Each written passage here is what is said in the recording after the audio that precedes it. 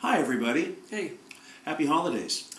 Merry Christmas. This is, oh yeah, that. Yeah. This is Tim Ellis. And Jim Walker. And we'd just like to thank you all very much for coming to see us this year Yes. in 2010. Mm-hmm. Hope to see you out again in 2011. 2011. How are you spending the holidays this year? We've got all the kids coming home. It's going to be great. I don't have kids. Yeah, you don't have any kids, but I have 6 kids to make up for you. Mm-hmm. Yeah, it's going to be great. We're going to have a lot of fun, and we're expecting a big wild scene. And you, what are you going to be doing? I don't really like the holidays that much. What? No, What do you mean? No, come on. No, it's just I go into I'm one of those seasonal depression guys. I go into I can hardly wait till President's Day. What a President's Day? Yeah. What about presents? What about the joy of Christmas? No, I don't do any of that stuff. There's nothing that really inspires me, You know. No.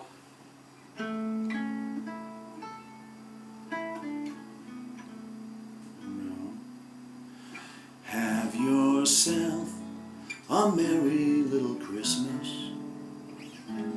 Let your heart be light. From now on, our troubles will be out of sight.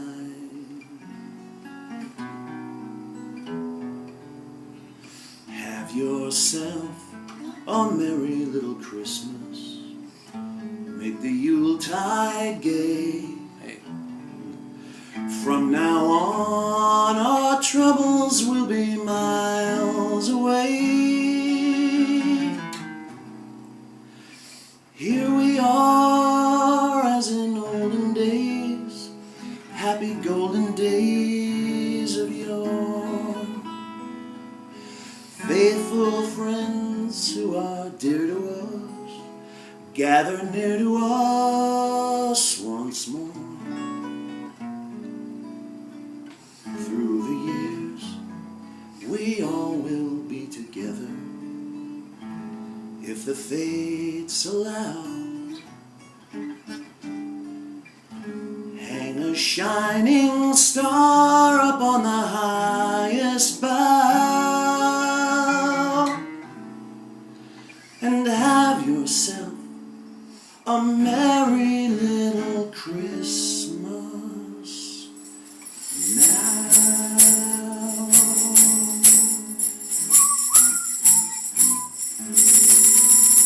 Merry Christmas, everybody, from Tim Ellis And Jim Walker.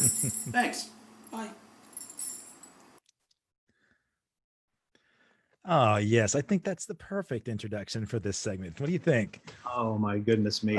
Couple memories. Yeah, I think Christmas songs on a mid-June rainy day is probably a good thing for us Sure. to have. For those of you that recognize this face in the local scene, this is not Anton LaVey, but I have someone with me that means a tremendous amount to me, both inspired musically and also just as a human being goes. You will not find a greater character. This is my dear friend, Jimmy Walker. Thank you for being here, buddy.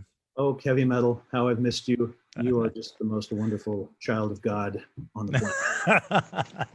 Thank you, amigo. Hey, man. Thanks for taking time out of your busy recording day to hang in with do a little catch up. Sure, absolutely. That's mostly what you're doing now, right? Sessions there in your studio. Yeah. This week I was more working on my own stuff this week, but yeah, it's been, even in the pandemic, the plague, it's been pretty busy, which has been kind of surprising and nice. Yeah. Was the stuff that you had lined up before the pandemic hit, or are you picking it up during? I have certain people that I work with, weekly, Okay. and so that kind of all so they come over weekly, and that all kind of got ground to a halt. But we've been working around it. One thing that I've been doing is, like, I'll cut all the instruments for tracks that we're working on here myself, and then a couple people have some rudimentary gear, preamp and a microphone and stuff like that at their place, and they'll record the vocals at their house, send it on back to me, and I'll mix it into the thing. And everyone's got a sort of a different level of gear. Okay. One of my my good friends that I work with has no gear, and he's kind of a cowboy singer. And so he recorded all of his vocals into his phone. and sent me the files, and they dropped in and sounded perfect. Really? Because he had that kind of old AM radio kind of Yeah, sound exactly. to it. It didn't have to be, you know, it's more of a talking kind of narration, stuff like that. So yeah, it's working. You're the magic man. I Trying love trying that. to figure out, you know, we're all just trying to figure out how to exist in this. Yeah, Unless man. you don't give a flying fuck and you just walk around with, you know, like my next door neighbor who is in his 70s and has absolutely no idea that any of this is going on. Oh man. Or do you think he just doesn't care? He figured he's at the end of his time, and he was in yeah. Vietnam. He's like, Yeah, I can handle Agent Orange. I can handle coronavirus. It's just, Jesus, man. God. I've heard stories about this guy many times, actually. You've got good name. He's a great guy. He's just a maniac. And yeah, Kim and I were getting in the car the other day, and literally, like, we've been out of the house a grand total in the last 2 months of about 5 times. that's it. Okay. And so the other day we had to go out. We were all masked up and ready to go, and all of a sudden there was a knock on the window, and it was our next door neighbor, a foot away from the car, and Kim just goes, "Go away, back up." He's like, "Oh, okay, I guess. Well, you guys are a little out of control." Oh, buddy. But you know, yeah, Kim's a good watchdog. and I'm an award-winning germaphobe, so you know, this is all very serious to me. Well, you know, you were pre-planned. I know a handful of other guys too that had been wearing masks at any public event, and I was guilty of thinking he was over the top, but he was the smart guy. And I like to hug. You know, as you know, I am also a hugger. I like, when I'm around people, I like to you know, say hi and all that kind of good stuff. But it's just it's odd. The other day we haven't had anybody in our home except for Kim and I since March 11th. Wow. The other day we had to have the pest control come out, and so, but you know, I was very serious with them. Like, how are you handling this? Are you coming in gloved up, booties on, mask? Yeah. Oh yeah, we do all that stuff. So he came in. He was very good. He stayed 6 feet away from us. Did you have, like, was this a regular treatment, or was this a specific, did you have a particular pest that you need to get rid of? Oh, I'm glad you asked. That's my job. Portland has horrible ant problems, little black sugar ants. And I've had them for years and years. And I finally found a company, if I can give a shout out to them, is that okay? Yeah. They're called Antworks. Okay. And they are awesome. And I've never had anything really take or last longer than a few weeks. Okay. They came here 2 years ago. We're here for about 15 minutes and sprayed a bunch of stuff around it. I have not even seen an ant carcass in 2 years. In 2 years? 2 years. And all of a sudden I started seeing them again. So I had the guys come back over and knock them out. How often at the services? Well, this is just once every 2 years. Oh, wow. Really? Yeah. I mean, they say that this should last for 5 or 6 months, but man, it's. And so you've had also no growing plants or anything outside. The animals are all dead in the neighborhood, and but the ants are gone. That's cool. So we had a pest control service too, and you know, we like bugs, you know, but both Jen and Nolan both got bit by hobo spiders years ago. God damn. Yeah, and so you know, the 50-cent piece sized like chasm that they each have in their legs is a scar from that necrotic tissue, you know. I remember that. Oh, yeah. So, you know, gotta fork it out now and take care of pest control. But there are other pest control services I'd like to take care of other things, you know, but that's for another story. So let's go back to California for you, man. I mean, you know, a lot of people that have seen you do your thing know about a connection to Bakersfield that you have. So, and guess, do you want to talk about family in California? Yeah. Well, I grew up in California. I moved to Portland when I was 28. Kim and I moved here. We're both 28. 3 years ago. Okay. 3 years ago. Yeah, I had written a song called Bakersfield about a particular family vacation we took with our next door or our across the street neighbor, Mrs. Winslow. And it's kind of a spoken word, little sung chorus. I had just moved into the neighborhood here, and I called all my male neighbors, and I wanted a big like male chorus, like a sea shanty kind of chorus, and I had them all come over, learn harmonies, and sing on this thing, and they're all just looking at me like, who the hell is this guy? And where? Wow. Yeah. But everyone sang great, and everyone, I gave them beers, so everyone was happy. Yeah.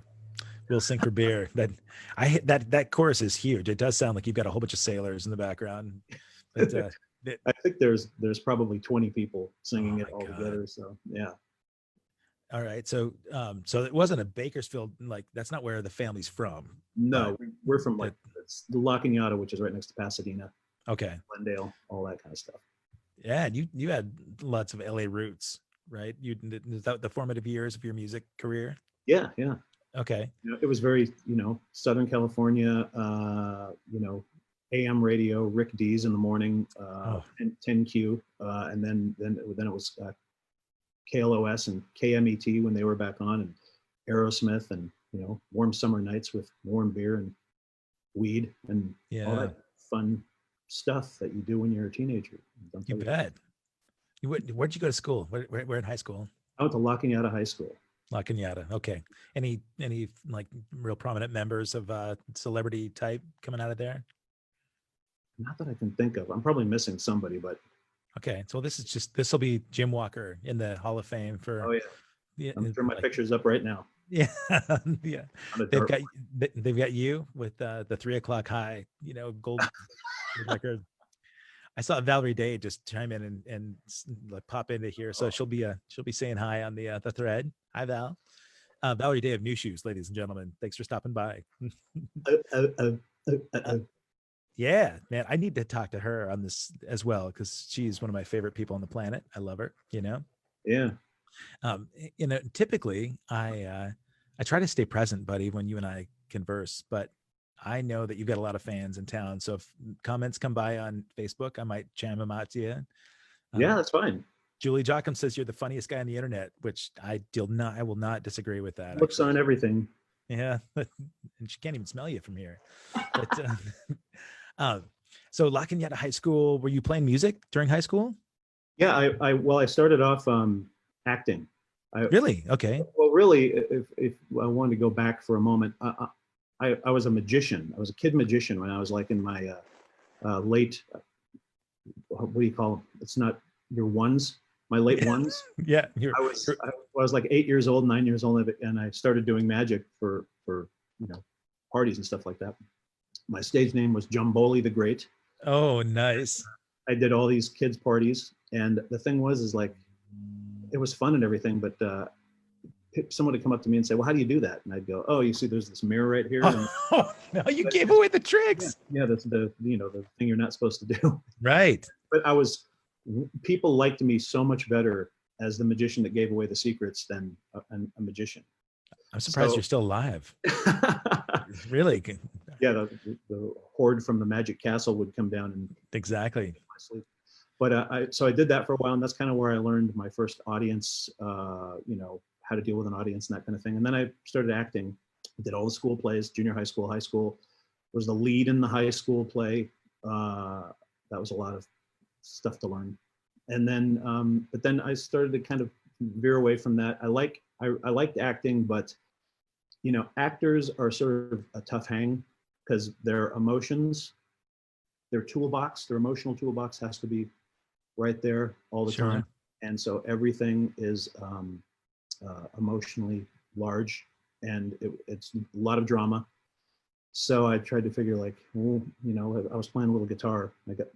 Was in a band, and I was like, well, who should I hang out with that's a little mellower than that? And I'll hang out with musicians. Little did I know, the drama just continued in a whole other way. Right. Oh man, how naive you were. Yeah, I was, boy. Oh man. So I had this band in high school called Winter Rose. Oh, of course. Trio, and then we got Lost Anthony after high school, which was a really fun band. We put out a couple of EPs, and then did acoustic stuff on my own for a while, and then moved up here in '93. Okay. So wow, you said Lost Anthony has albums out? Yeah, a couple on my website. There's a couple of EPs on there. Okay. Old days, 85, 86, something like that. I wonder stylistically what Jim Walker was like back then? Like what kind of stuff were you playing? It was all thinly veiled Elvis Costello ripoffs. Oh, all right. Yeah. So not a lot's changed. That's cool. Exactly. No, the Wow. you know, I'm glad you mentioned the Elvis Costello thing, because there are a bunch of his songs in the medleys that we would play together. And I hate to admit it, that some of those were the first time I ever heard them was when I Really? played them with you. Yeah, that's embarrassing. But, you know, I heard that from a lot of people that thought we wrote Allison or oh, something yeah. like that, or Pump It Up and things like that. They're like, wow, you write really great songs. I'm like, okay. Yeah, thanks. Yeah, laughing all the way to the bank. But you know, Allison, your version of it though is incredible, man. Yeah, I didn't ask you this ahead of time, but when we wrap, are you able to maybe play a song for us, like at the end of the episode? Sure. Oh, sweet. Okay, I'm going through some serious withdrawals, man. I watch your playing, you know, when you do some broadcasts, but I there were so many shows that stand out in my mind, that we had just amazing shows, some ridiculous and stupid, playing Yeah. like you know New Year's Eve parties for country clubs where people could give a shit if we were there, you know. But That's the worst day of the year to play. Best, oh well, best money, that- worst gig. Always. yeah.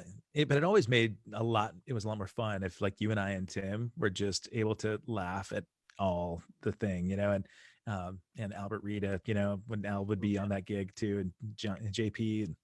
Which gig was it that I'll stop if you don't want me to tell the story.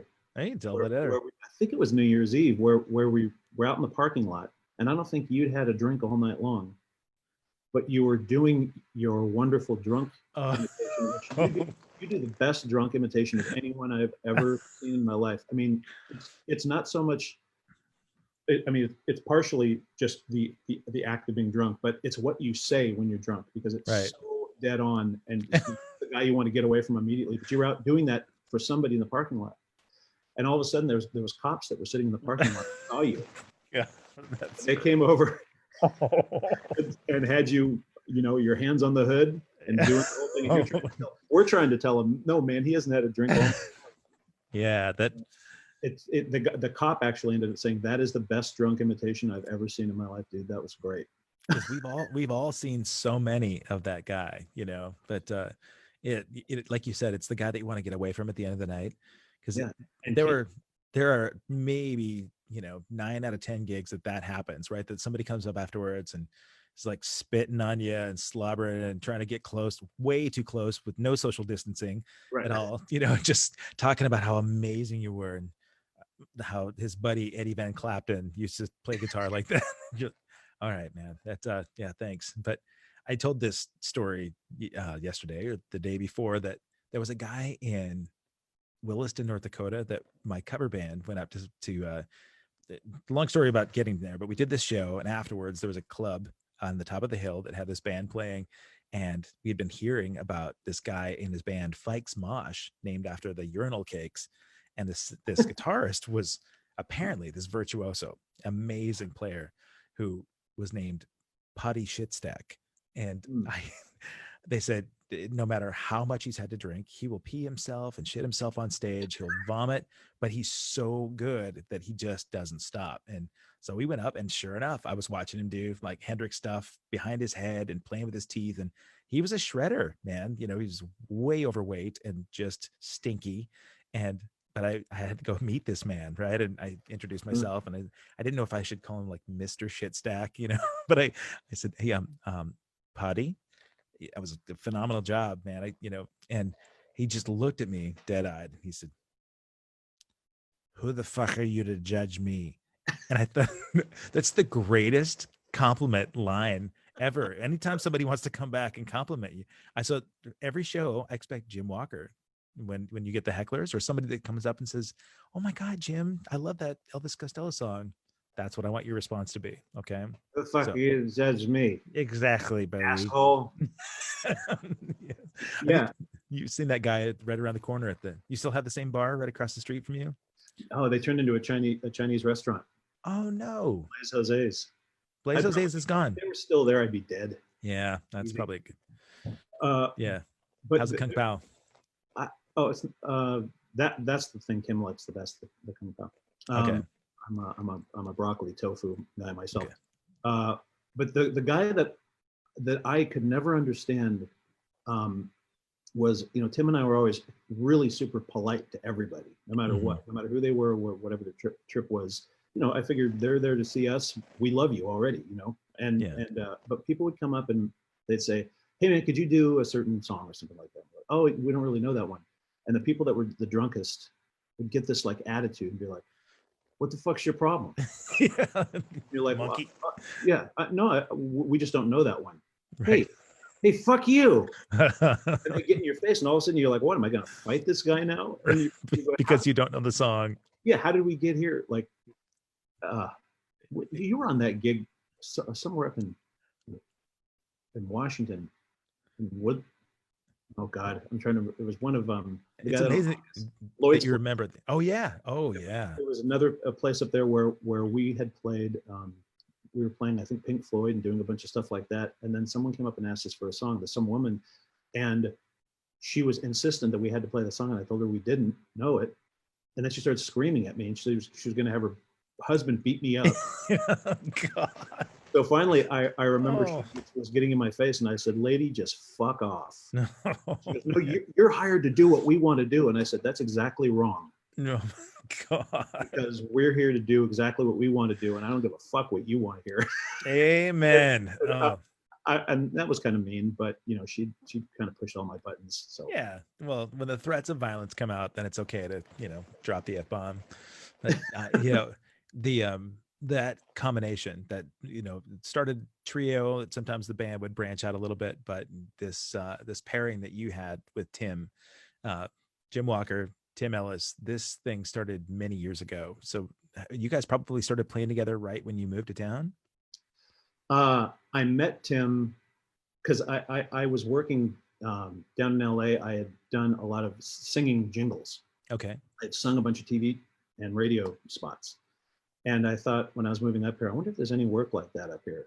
So I wanted to try to meet anybody who did that kind of work. And I met Tim almost immediately. He wanted nothing to do with me. And we just kind of met, and that was it. And then I met Craig Crothers, who lives in Nashville now, but he was like sort of the sort of local James Taylor kind of great singer-songwriter dude. And Craig wanted me to be in his band playing keyboards. Okay. I was like, I kind of play keyboards. And he goes, you're one of those guys that can just figure stuff out. And I was like, I am? Okay. So next thing you know, all of a sudden I show up to do a gig, and Tim's the guitar player. Okay. And so then the three of us played as the dynamic Craig Crothers trio for 6 years or something like that. Yeah. Tons of gigs together. I do remember seeing you at Alamere. Yeah. And then Craig moved to Nashville. He got a publishing deal and moved to Nashville, and Tim and I were like, "You want to keep going?" Sure. So that was like, late 90s. That's right. And we just kept playing as the, happy teenage duo. That for forever. I was just thinking about that when you actually, so you said you moved up here from LA. What brought you here? Did you have contacts at all for gigs, or because you were doing jingles, you were making money down there? I was, but you've heard the term flavor of the month. And I had been doing tons and tons of jingles for beer and for High C, and for, at the time there was no cell phones back then. So it was things like pager companies and things like that. And I had done a bunch of stuff. And then all of a sudden people were like, "Oh, we're sick of this guy." And that would happen. You'd go in cycles where no one would want you for a few months, and then you get hired back and kind of go like that. But I think I had finally completely worn out my welcome. And I wasn't getting hired, and I was kind of like, "Oh, what am I going to do now?" And then Kim, who's now my wife and at the time was my girlfriend, she was working for the Dino De Laurentiis company. She was working for a producer there, and she got laid off. And so both of us were kind of like in this, well, what do you want to do? And so we started traveling around, went to all these, went to Missoula, Montana, went up to Seattle, went to a bunch of different places. And I knew two people in Portland came up here one weekend. It was a gorgeous weekend in September. And I was like, "Why don't we just live here?" And he goes, "Okay." The Trap. Yeah. Exactly. You, It you was got like there. Santa Ana conditions, beautiful. We're like, hey, this is kind of nice. And 3 weeks to or a month later, we packed up a couple of U-Hauls and brought everything up. Nice. People were like, our friends are like, Portland, what the hell is in Portland? We're like, I don't Right. know, but we can always come back if we want. And we're like, yeah, you'll be back. Yeah. Little did they know. Yeah, I mean, I know that people that live here and have lived here their whole life have a tough time with all the changes here. And there are things that are like, but still, I mean, I can't think of a better place I'd want to live. I'm not really used to hearing you be so positive about things like this. You're my favorite curmudgeon, man. I love you. No, Oh, I can turn the lights off if you want. Okay. Yeah. No, I keep thinking, we're going to find some stories about, the dead bodies that you brought up here from, those are all in your I had to lyrics. get out of town. Those guys Yeah. were there when I got there. That's the story I expect to hear. Yeah. But all right. So that was after you had some film success from film scoring, right? You did some stuff for 3 O'Clock High that took off, and that was when you were down in LA.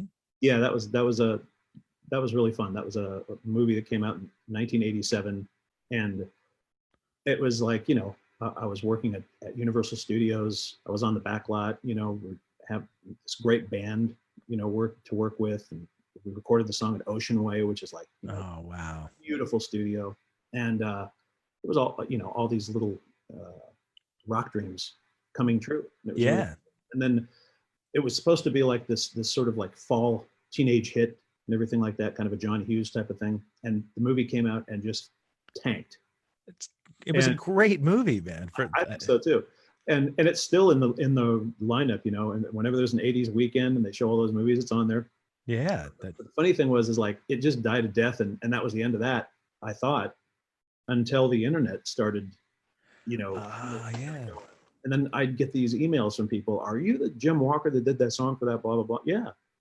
Well, that's my favorite movie, man. I can't ever find that song. Oh, here. And I just send them the MP3 and they're like, what? Yeah. But I would do that all the time. People would ask me for the song and I just send it to them, and so slowly building your fan base. That was, it was really fun. And then I people would want to do little interviews and things like that for kind of 80s retrospective, websites and things like that. And it was super, super fun. And I still do stuff like that. I did, there's a really cool podcast. If you don't know, it's called $2 Late Fee. Okay. It's all about 80s music, 80s film and 80s music.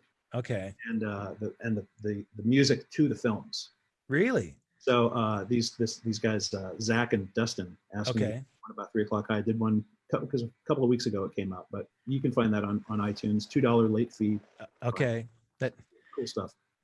There really is a huge resurgence for the 80s thing, as you and I both know. And I really do know, right? It's been a blessing, man, for me to get to go out and still continue to gig. I talked to Robert Romanus a couple weeks ago about his role in. So did they? Yeah. Oh, did they really? Yeah.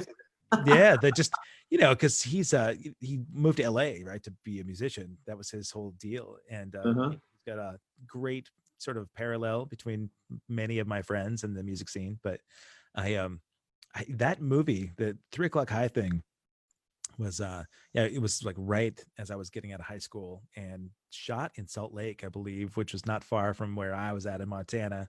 So it had a kind of the same small town vibe. The bully, gets sort of his ass, finally handed to him at the very end, but by the bodyguard type, right? And it was a good teenage, angst and coming of age movie, but that would seem like having because you wrote the main song for the movie, right? So it seemed like that would be a good catalyst for others, like film work. Did you get any sort of benefit beyond beyond that? I would say definitely, because it wasn't so much like I got a whole bunch of other work from that, but the people that I met on that show, I learned so much from so quickly.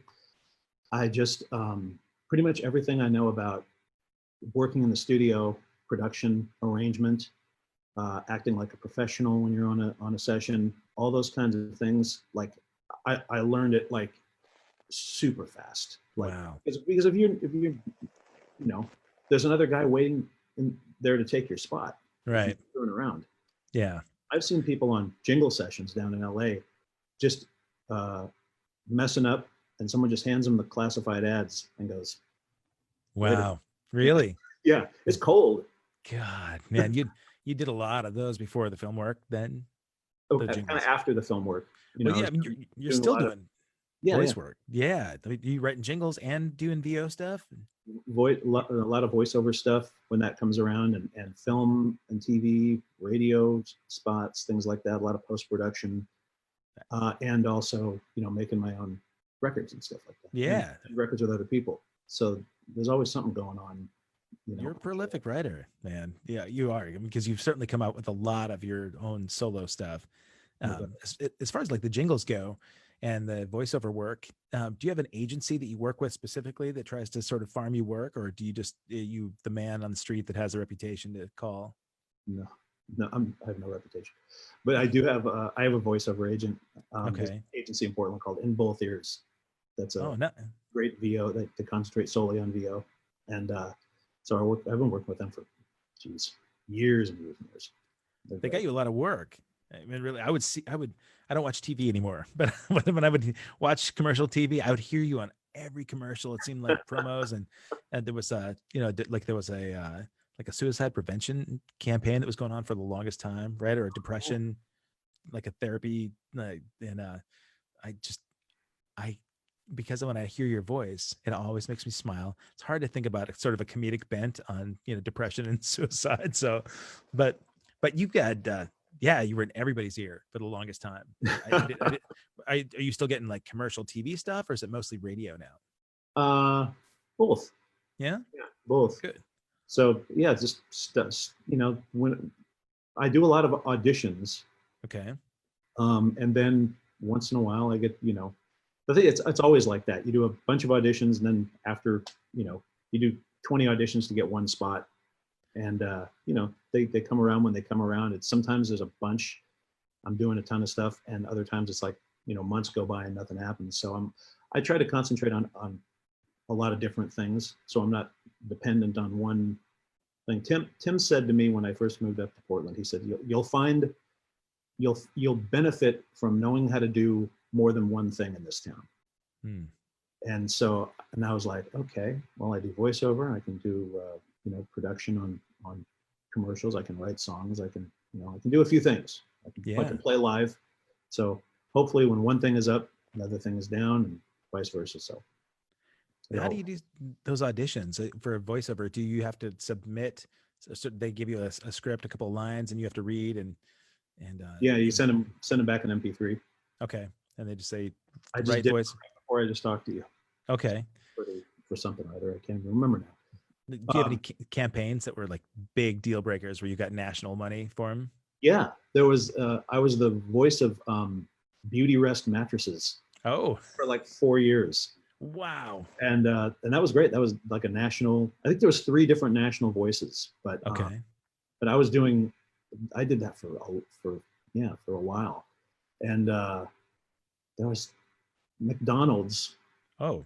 I've done a few things for McDonald's, but one of the things I did was I didn't even know what I was auditioning for, and I walked in and they said, the little McDonald's melody, I'm loving it. Uh-huh. And I went, oh, you mean? Oh. And they go, that's exactly what we want you to do. We want you to whistle the melody, and it's going to be a little tag at the end. And I went, okay. So I whistled it like 3 times. And I went, great, man. I think I bought my truck. That bought my truck. Really? Just the whistle? Yeah, I was there for 3 minutes. Oh my God, that's great, man. Yeah, when those kind of things come around, it's really nice. Learn to whistle, kids. Learn to whistle. That works for Jim and Axl Rose. But man, wow. I was going to ask about the money part of things, because it seems like, of course, radio is different than it was 10, 15, 20 years ago. Yeah. It's not as lucrative for guys that are working in the industry. What is? Yeah, well, I don't know. I mean, like TV, maybe, I guess. I mean, obviously, the guys that are really doing it right and podcasts are making some bank, right? But advertising. I'm wondering if radio, I mean, the voiceover work, does it, because it's competitive too, right? So are there guys undercutting all the time, trying to get the lowest rates on doing a particular job? Yeah, there's cheaper. There's companies that they hire people cheap and they do that kind of work. And I don't know. I'm kind of a believer that in the cream always rises to the top. Yeah. Like if you're doing kind of shoddy stuff, it's going to show. And Yeah. all that kind of stuff. But a lot of the stuff that I do, when you get a national spot, that's terrific. Yeah. But most of the stuff I do is regional for local companies and things like that, which is fine with me. Anyway, those of course aren't like massive money gigs, Right. but they're fine. Do you get paid by the spot, or do you get paid by the number of impressions, like the number of like basically networks that pick it up, or like how does that work? Most of the time, what they'll do is, especially locally, they'll do a regional buyout, like of like 13 weeks or something like that. Okay. And they'll be able to run the spot as many times as they can, as they can do for 13 weeks. Okay. And if they want to pick it up again, they have to pay you again. Okay. So it's a one flat fee for that 13-week run. Yeah. And does it depend on number of segments that they get from you, or they just say, hey Jim, we've got, this is our budget, we need an hour of material? That's a lot of VO work, but I'm just trying to think of like how much is expected of you to to come up with like a 13-week job. It's usually pretty easy going. I mean, Yeah. I can't think of I can think of a handful of spots where I was there for a really long time, but mostly if I get hired, they've at least heard my demo reel or something like that, so they know what I do. Yeah. And they're not going to try to, shape me into something. Boy, we were really hoping to have, Samuel Jackson voice. Right. We've got you, so could you do a Sam Jackson kind of thing? Oh, what are you talking about? So, but I did do I'm not going to say that what it was for, but Okay. I remember that the people that hired me did not want me.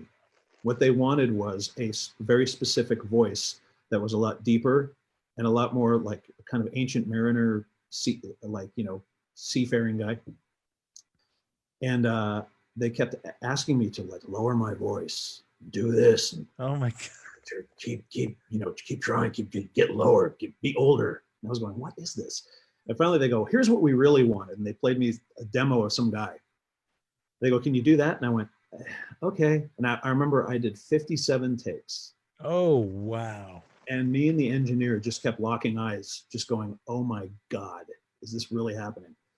That doesn't happen very often. But Sure. That's when the producer doesn't know what they're doing. Right. Do you have similar like engineers that you work with that really know your voice too, so they can kind of help get that out of you? The company Digital One in Portland, Okay. those guys, like I've worked with them for 20 years. Eric Stolberg owns the place, and all those engineers over there know me. And they go, oh, we'll stick up this Sennheiser because Jim's coming in or whatever, Yeah. They know your voice. They know the best way to capture your essence. And what's your dream gig? Like as far as the voiceover work goes, if you could get the one account, do you have one that you would think, okay, it would probably be something that I had to do very little on. Yeah. Where I could use my own voice. Yeah. And it was just sort of like me talking, and I could turn it in once every week from here, not have to go to a studio to do it, and just file share it. There's guys that do that stuff. Like, I don't know if he still does it, but there was a guy that worked for Honda that I think he lived in Atlanta or something like that. And he would just do 10 of these things every couple of days. Wow. And just sit back and count his money.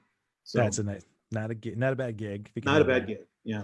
Well, I mean, we talked a bunch about the voiceover stuff, but that's so little really in the grand scheme of things of what you've done. You've got another alias, right? So we should talk about most people that know the musical side of you don't just know you as Jim Walker, but there's this other alter ego, right? So Jerome Van Aken, JVA, where did that come about?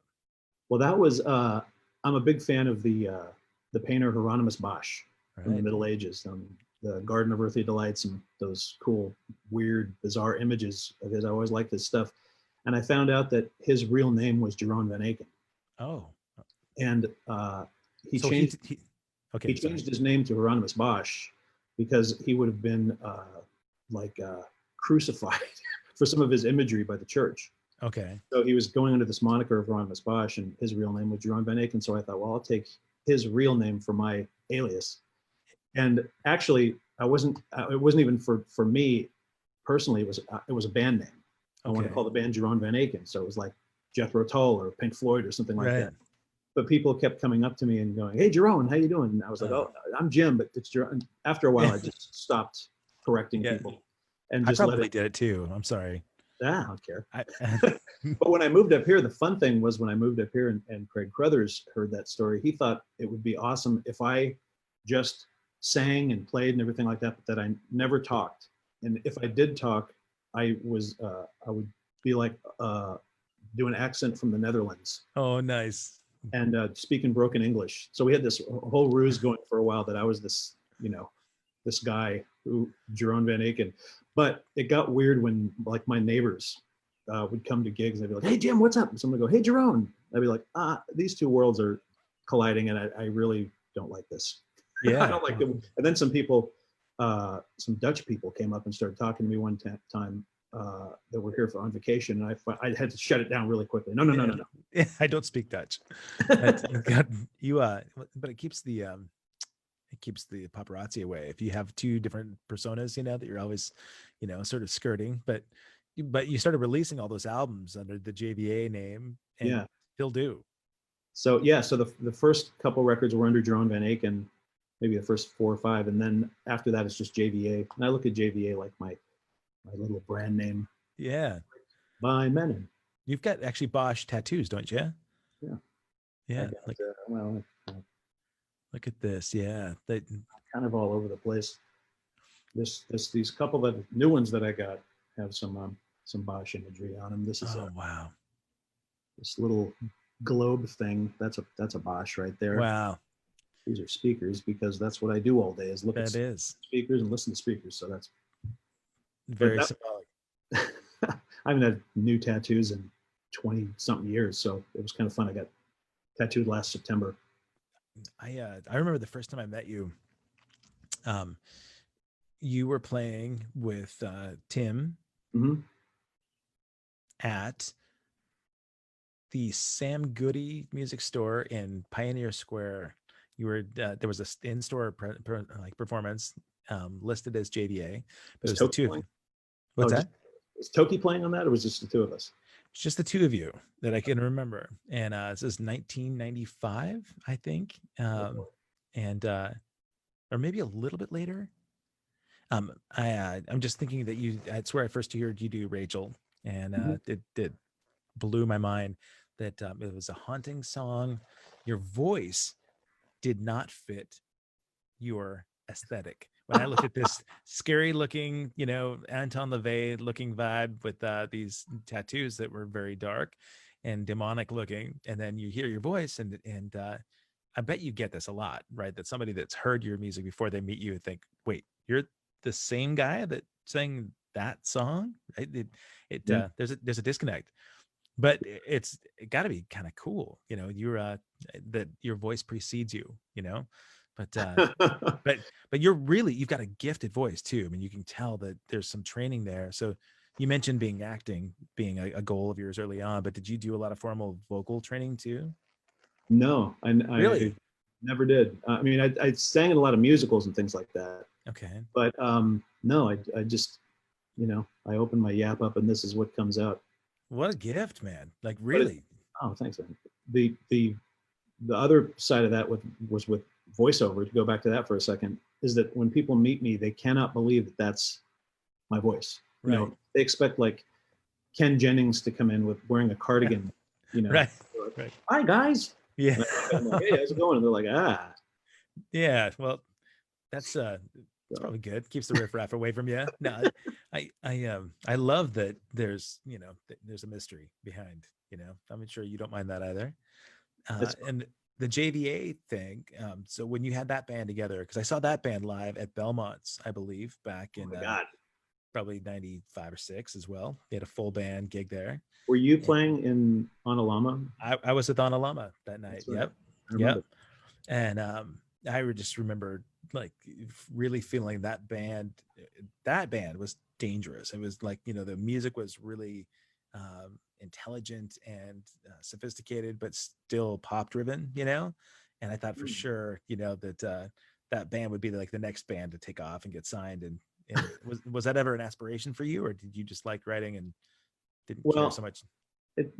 after in LA, that was, like with the old band Lost Anthony, that was definitely the goal. Okay. I think once I did the 3 o'clock high movie, though, I think all my goals changed, because the people that I started hanging out with weren't songwriters necessarily, and like sort of amazing guitar players and rock kind of guys. They were more like studio guys. Okay. And producers, and those are the guys that to me have the best stories and are the most interesting and have the least amount of drama. Like, they're just, everyone's just a working stiff, Right. and that's what I've always aspired to be in music, is just to be like a guy that plays music for a living, that I don't have any real pretense about it. It's just what I do, and I've always done. So that's the guy those are the guys that I always wanted to pattern myself after. And the guys that I like, Rick Murata, who's amazing drummer and producer and composer. And we were really, really tight when I lived down there.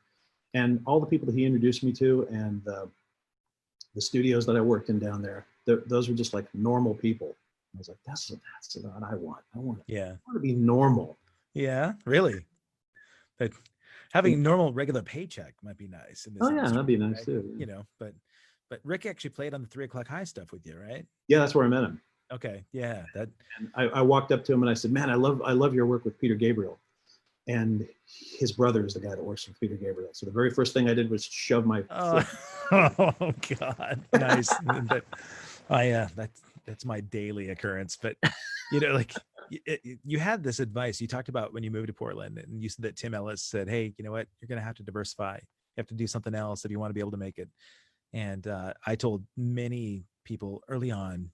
I had a lot of like students that I would talk about music as a career, and I had said, if you want to play music, exclusively music as a career, then you've got to learn a lot of different styles. If you're not a songwriter and you want to hustle and play drums for a living, you're gonna have to play in so many different bands, and you're really gonna have to hustle.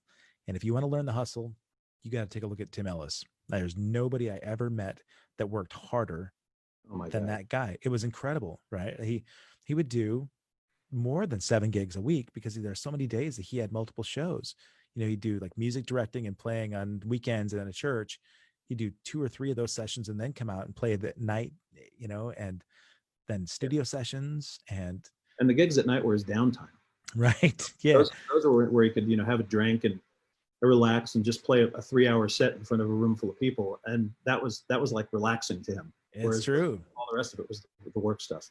God, it was exhausting watching it, and inspiring, in a big way. When I would play with you and Tim, that was the most challenging and inspiring gigs I ever did, to try to keep up with you. It was amazing. Not just on the stage, but if I was drinking something with you too, because there was some professionalism happening with you gentlemen, and I tried to be pro, but I ended up falling off my drum throne, so, but you, God, so much comedy between you two, man. I like, was the banter like that from the beginning for you? Yeah, it was like, I think we both loved mocking things. Yeah. And right off the bat, I think it started happening at Alamere when we were playing at Alamere. We had a residency every Friday there for, God, 8 years or something like that. Yeah. And we just started making fun of people to their face and people loved it. Yeah. We were like the Don Rickles of Portland. You definitely were. And that's how we started, and we made fun of each other and everything else. And the best part about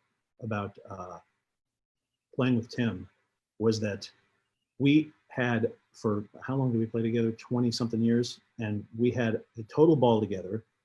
We never had a cross word. Yeah. We never rehearsed, not one time. one time. We had to learn a song from Aladdin, and so we had to look at the chords. But that was it. And so we never rehearsed. We learned everything live as we were doing it in front of people. Oh my God. And all that stuff. It had a great time. And then I feel like we stopped playing at the exact right time. Unfortunately, Tim died a year later. Yeah. But it was, as far as we went, I feel like we kind of, unless we were going to make some serious changes, like we were going to sit down and learn the entire Rush 2112 album, Right, or something like that, we had to. I felt like we just had to stop, because I felt like we'd done everything we could do with two acoustic guitars, and we could just keep writing it out and writing it out and writing it out. But the clubs were starting to, there's not that many places to play in Portland. right, yeah. So things were starting to kind of bottom out there. I was getting older and my voice was getting more thrashed, because we do these 3-4 hour marathon sets, and I would just thrash my voice. And then the next day and do it all over again. You guys, it's not only like 3 or 4 hours. When people think about 3 or 4 hours, they think about a band, play 45 minutes, take a 15-minute break, come back for another 45 minutes. That is not what you guys did at all. You would do 75 minutes straight without stopping. There was no break in between songs. You would do these medleys where it was over an hour. That's when I talked about trying to keep up with you guys, because just like you had no rehearsals, I had no rehearsals either. I was like flying by the seat of my pants, just barely hanging. Well, sometimes, but I think I remember thinking how miraculous it was that you guys could change. There would be these like eyebrow things that you guys would do and jump completely into something else that I'm thinking, I've never heard them do this. This is, and harmonies were there, and these solos when you guys would like take, dueling leads and stuff together. I think right when you packed that up, you said that you had an incredible amount of shows that you had done. Do you remember the number? Yeah, 3,025. Jesus, that's just it. Like, who does this, right? I mean, it makes sense that you'd be as tight as you were, because it was like watching a prog band, on stage where every, you'd be doing like everything from, remember Raspberry Beret into Aqualung into, Comfortably Numb. Comfortably Numb. Yeah, just endless, the best tunes. And then throwing some Joe Beam and Ramones in there. And right, yeah. Lots of reggae influence. You had all sorts of reggae influence in there, and Tim with the Evo, right? Yeah. I am. Most of those live recordings, or not most of them, but there are a bunch of live recordings that you can get the entire set. You can purchase, right, on MP3. Yeah. Are those through your website? Through my website. The thing that was cool was after Tim passed, our friend Keith Erickson, he's this guy that used to come to gigs all the time. And he'd show up and just kind of hang out, watch the show. And then one day he said, hey, he goes, would you mind if I plug my mini disc player into your PA head and just record the show? And we're like, yeah, go ahead. So he'd do that. He'd record the whole show and then go, see ya. And he did that for several years. And after Tim passed, Keith contacts me. He goes, you know that I've got like 60 hours of your shows? Oh my God. And I went, what? And I had no idea. And so he sent them all to me. And I started going through them just because we never archived ourselves. Yeah. We never really recorded ourselves doing a live show or anything like that. Which is too bad. Really, yeah. So we could talk about it all the time. Yeah. We had another drink and that was the end of that. Yeah. But it was so nice to have all these things. And I've put out 11 of them so far. Wow. And they're all on my site under the Tim and Jim archives. It's up on the top header. You'll see it. Okay. And that's jvamusic.com. jvamusic.com. Yeah. Okay. Thank you. And so there's 11 of them now. I think all in total there's something like 25. So I try to bring one out every 3 or 4 months, a new one. And it's about time, come to think of it. Yeah. This is actually for people wanting to have a music sort of escape. Grab one of the copies of these archive albums and take a road trip this weekend and just put it on. They're a few hours long, and you'll die laughing because there's so much comedic stuff in between. But musically, it really is a spectacle to hear how just gifted you guys were together, you know. And this is not me buttering you up. I meant it when I was on stage with you. It was the most amazing feeling to hear the synergy, you know. And I think that had to have been really special for you when Tim passed and his daughter put together this retrospective. She put a documentary together about her dad. This is Tim, and she Yeah. asked you to score the music, right? Yeah, and not so much score the music because there was Or plenty of music in there. right, but We had recordings from the late 60s, cassette recordings, reel-to-reel stuff all the way through the 70s, Betamax, old VHS audio, up to the present, you know, up to 5 years ago. And it was, she asked me if I would sort of compile all this stuff and make it sound like something, you know, and it was so many different audio sources. At first I was trying to clean it all up and make it sound as good as I possibly could.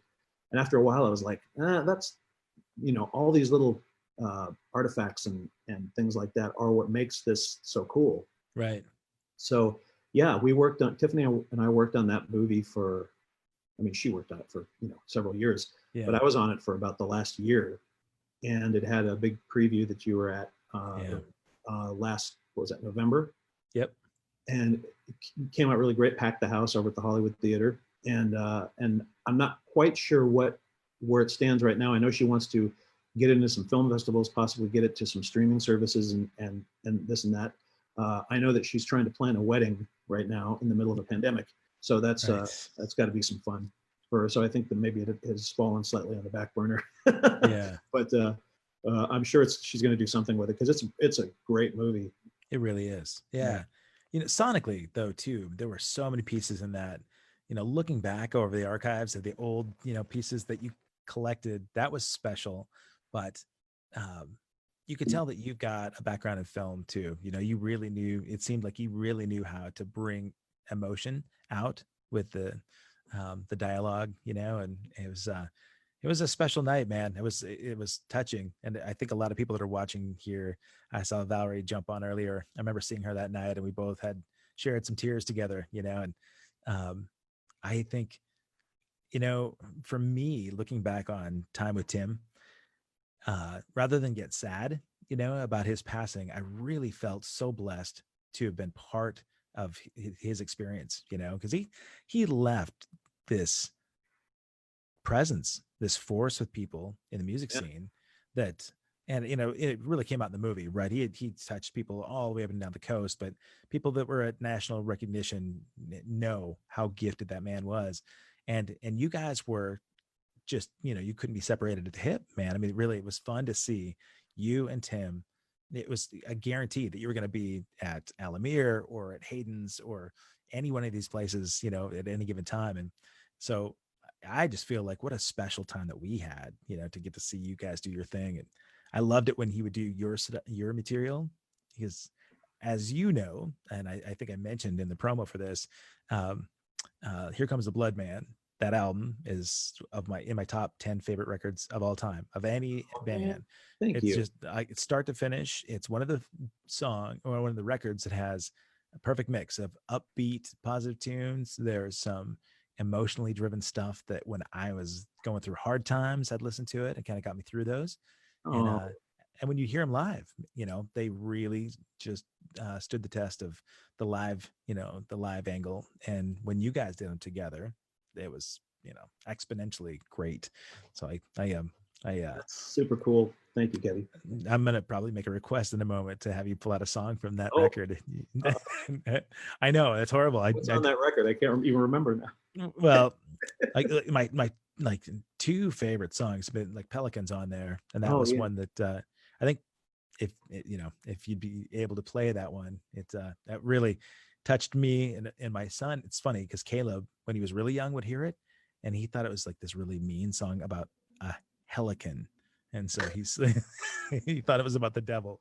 But so, damn, I wish I'd written that song. Yeah, well, that's part two, right? You know, but I guess as we look at, you know, this transition now, right, where you're not playing, you did over 3,000 shows with Tim, and then put together the sound crafting for This Is Tim, the documentary. Mm-hmm. Right now, you've got your studio there. Do you want to just let people know how to try to book time and get studio work done with you? Yeah. Well, you can find me on Facebook, which is James Stanley Walker Okay. on Facebook, or JVA Music. There's Yeah. 2 separate pages. One's more for music and one's personal. Uh, I'm pretty easy to find. You do a search for Jim Walker, and the studio is called Studio 515. And Okay. yeah, it's a fun place to work. My tagline for this place is, "It's a nice place to make little music." Nice. That's what we do here. But yeah, there's always something going on here. At the moment, we're working, you know, working through the plague. So it's what we're doing is like my clients that I normally work with, they'll send me a song, like a phone version of phone memo demo, Okay. and I'll kind of sort it out. I'll put a track together for them, send it to them, and if they have some kind of little gear at their house to put vocals on, Okay. they do the vocals at their place, and then send me the vocal track back, and I mix it into the Really? thing. Yeah. So Okay. that's been really super interesting, because everyone's got sort of maybe a little setup at their house, even if it's GarageBand or something like that. Yeah. So, and this stuff sounds great, you know. God, Needs a little tweak when it comes over here, and put a little reverb or whatever on it, and all of a sudden you're ready to go. that's amazing. And one of the guys I was mentioning to you, one of the guys I work with, he doesn't really have any gear, so he did all of his vocals on the voice memo on the phone and sent them to me, and they came out terrific. So That's crazy. yeah. So everyone's in the process of trying to figure all this stuff out. Yeah. Yeah. Some of the places are opening up right now, and I would be remiss if I didn't and like make a formal endorsement for 5-Star Guitars, because if you are looking for more gear right now, 5-Star actually just opened up their doors this week. 5-Star. There you go. Have you done any jingles for them? 5-Star, 5-Star, 5-Star. Yeah, baby. It's got 5 chords in it though, but That's it. I'll work on it. That sounds great. But that's, they can have that one. You hear that, Joff? Yeah, no, 5-Star actually were the first sponsors for my show, and they provided me with this wonderful Onyx microphone, and working on a recording interface for me right now that I can mix better audio as well. And I'm grateful to have them on board. And really, they're one of those stores that endured much more than the pandemic. When all these guitar shops have come in and shut down the little guy, they've been one of the top small independent businesses to succeed in Oregon. Joff goes to Congress all the time and tries to lobby for music education and keeping music in schools. So that's fantastic. Yeah, great program, great organization. So I'm proud to sing their praises. But I was just thinking about these bands that have their little home-based things, and they give them to you. Do you work with a lot of different styles, or do you have sort of a particular band? Because you're a producer, you're an engineer, you work like across the board. Do you sort of gravitate towards a certain style of music, or if a metal band came to you and said, "Hey, man, I really want to sound like Sepultura," or would you be able to put that together for them? I love and work with all kinds of music. I think I gravitate toward stuff that's maybe more singer-songwriter acoustic. I mean, that's the kind of stuff that's the foundation of what I do. So I like acoustic guitars. I like, I'm a child of the 70s. So, that whole singer-songwriter thing, it's in there pretty deep in the bones. Yeah. But I love everything, Well, I don't really like polka, but yeah, but we played it. Yeah, we played a little polka. We did, yeah.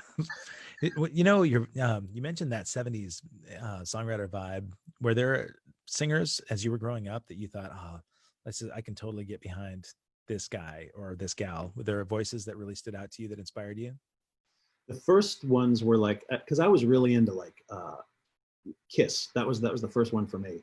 I was listening to AM radio, like I said before, just whatever was on the radio. And then when I heard about Kiss, I was just like, oh my God. And that sent me down this, like, everything Kiss Army, the whole nine. First show I ever saw in my life was 1976. I was 11 years old.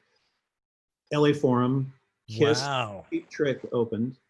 So really, the first band I ever saw was Cheap Trick, and those guys still are going and still put on a friggin' amazing show. Incredible, man. Yeah, I'm blown away.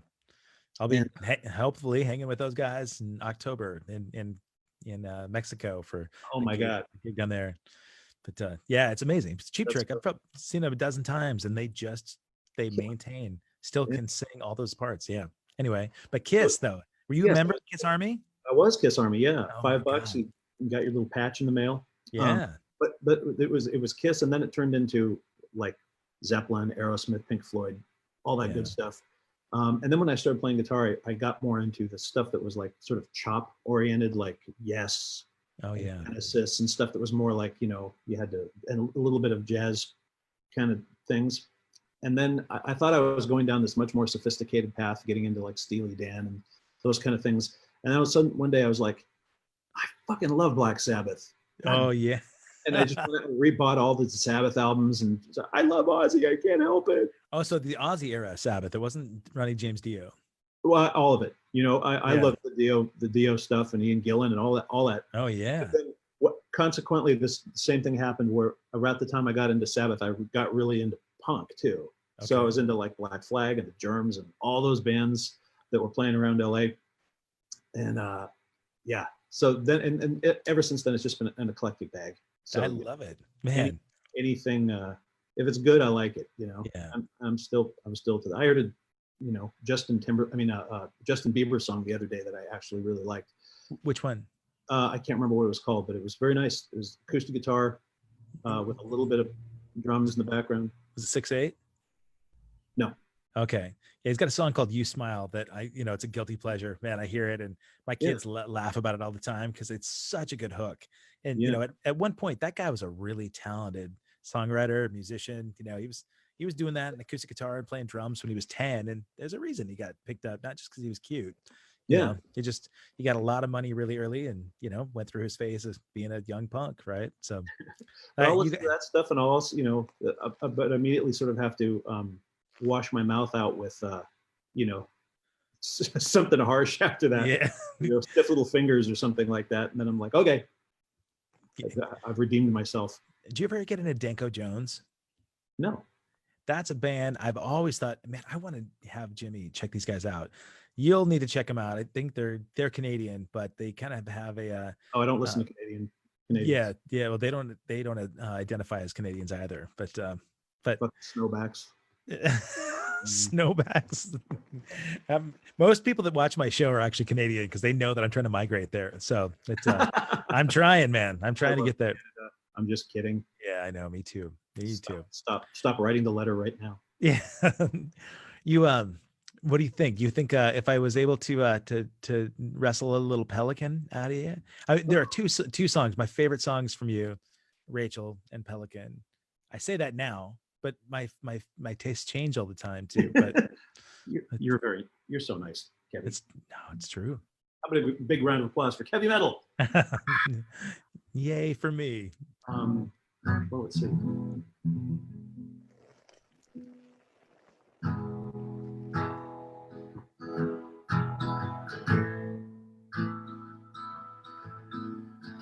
Everyone has their price. Everybody but you. Shadows and memory. They're gonna knock you down in the end. Like a dog at the door, you stay frozen. Yeah.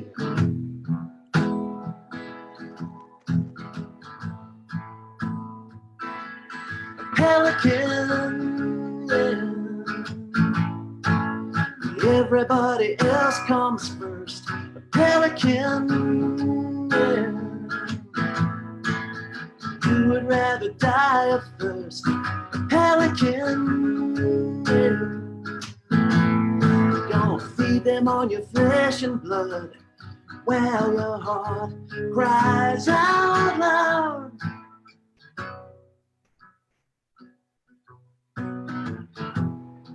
That's the ace in the hole.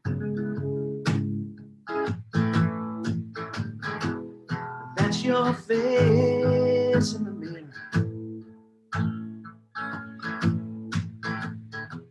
You're never fixing yourself. That's your story to burn. You're just a well-meaning soul. Things wrong in Pelican. Yeah. Everybody else comes first. A pelican. Yeah. You would rather die of thirst. A pelican. Oh, gonna feed them on your flesh and blood while your heart cries out loud. And oh, you're just a pelican, yeah. Whoa, what pelican, yeah. Oh.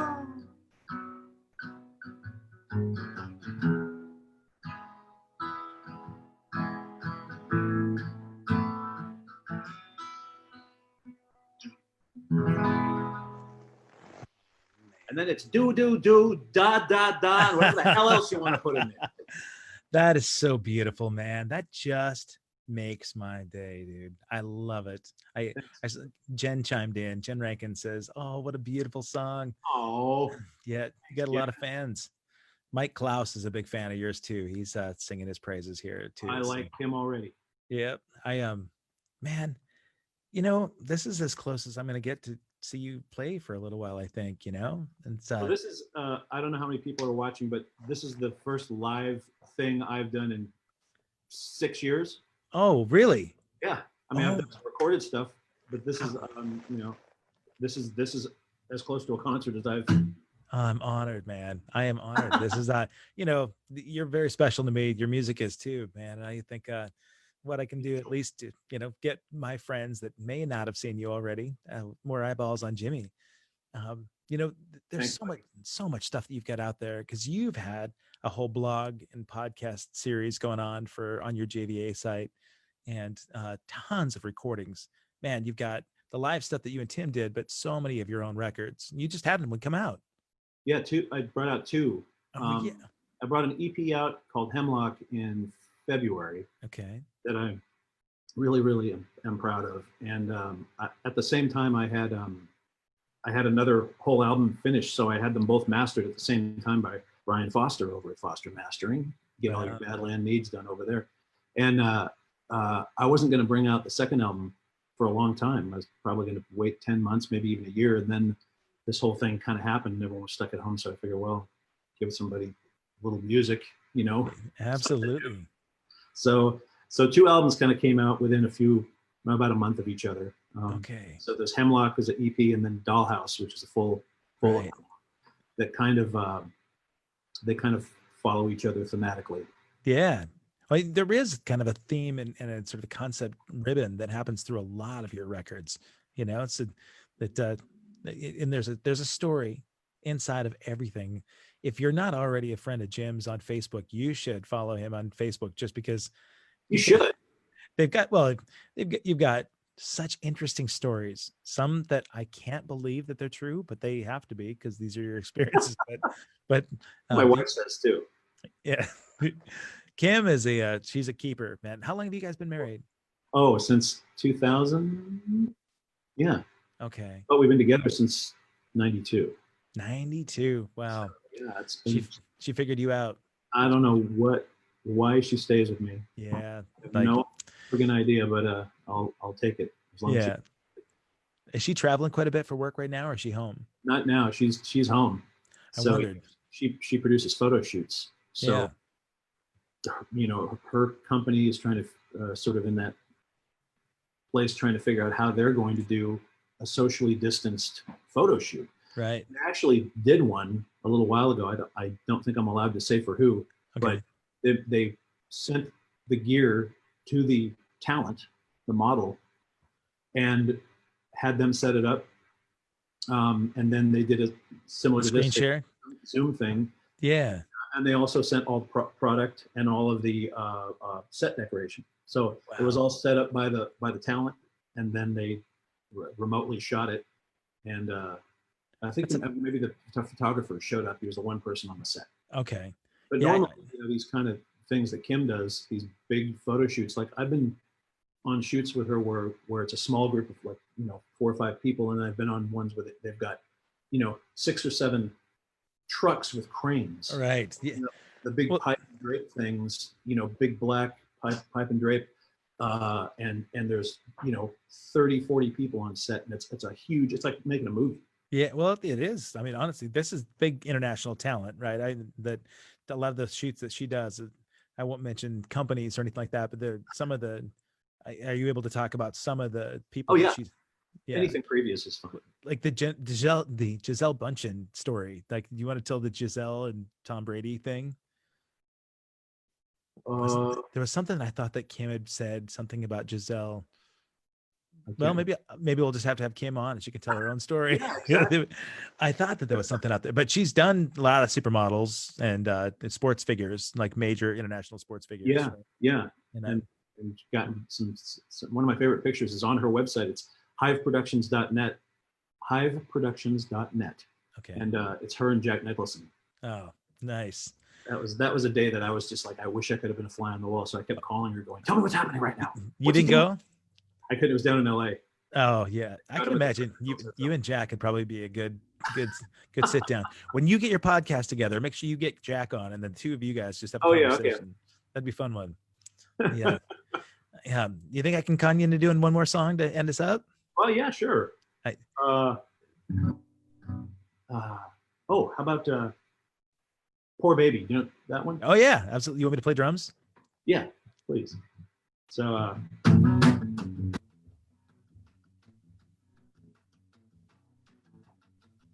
already got a battle with the bottle. You already lost the handle on your hay. Do you really want this extra baggage? Do you really need more dead weight? Are you really this weak? Are you really this lame? Are you really this limp? Are you really this? Aren't you really just a poor baby? Well, you tried, but you can't control it. Big emotion, calm blue ocean. Can't you ever cut the endless tirade? That's better now. Relax now. Are you really this worn? Are you really this slack? Are you really this soft? Are you really this? Aren't you really just a poor baby? Black holes, aces, and spaces. Dig down, you know the drill. Life's not supposed to be a comfort. It's a tough crowd throwing bottles at you. Hey.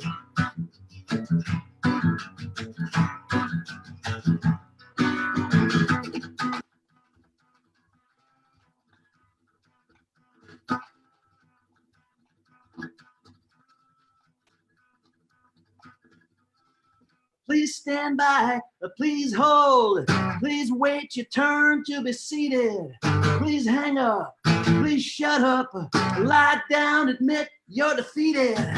Are you really this worn? Are you really this slack? Are you really this soft? Are you really this broken down, old and decayed, half-hearted and totally exhausted?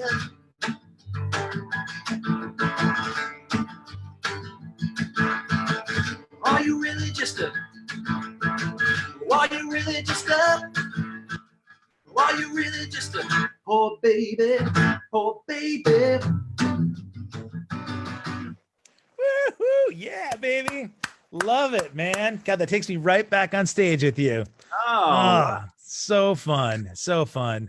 video. God, I miss you. I miss you. So good to see your smiling, beaming face. It really is nice to brother. see you. Yeah, we'll this is our socially distant conversation that, we'll have to do until we can get together and have some falafel at some point soon, right? I would love it. Yeah, absolutely. I'll make sure that I get jvamusic.net plugged into the show notes, and I will archive this at kevinrankin.com. It's .com. jvamusic.com. So sorry. Thank you. And so I'll get the show notes put together. I'll archive this on kevinrankin.com. And if anybody needs to get studio set up, make sure that they track down James Walker. Track me down. I'm around. Where am I going? Yeah. We're having a plague. That's goddamn plague, man. I'm glad you can laugh through it though, buddy. I really am. And please give Kim a hug for me, and Will do. And take one for yourself, bud. You mean the world to me. I miss you. Too. Thanks so much for having me on. I really appreciate it. I love you, buddy. I love you too. Have a beautiful week, my friend. All right. Peace. Take care. Cheers.